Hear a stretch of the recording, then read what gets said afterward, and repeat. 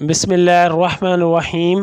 السلام علیکم ورحمۃ اللہ وبرکاتہ۔ رب ارحمہما کما ربیانی صغیرا، اے میرے رب میرے ماں باپ پر اس طرح رحم فرما جس طرح انہوں نے بچپن میں مجھ پر کیا تھا۔ گھر سے نکلتے وقت کی دعا۔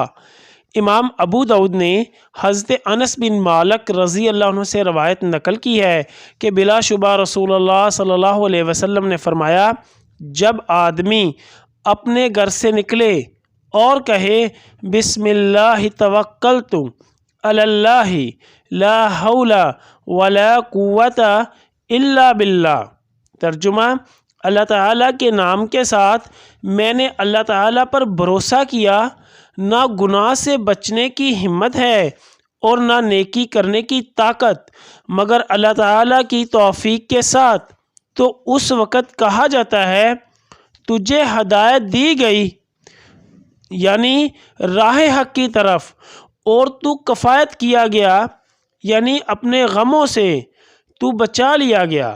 شیطان اس سے دور ہو جاتے ہیں اور ایک دوسرا شیطان کہتا ہے تو ایسے شخص کو کیسے گمراہ کر سکتا ہے جو بلا شبہ ہدایت دیا گیا، کفایت کیا گیا اور بچایا گیا۔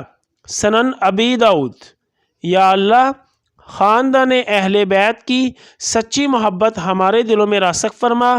یا رسول اللہ صلی اللہ علیہ وسلم، ہمارے ماں باپ اور ہماری آل اولاد آپ صلی اللہ علیہ وسلم پر قربان ہو، آمین یا ارحم الراحمین۔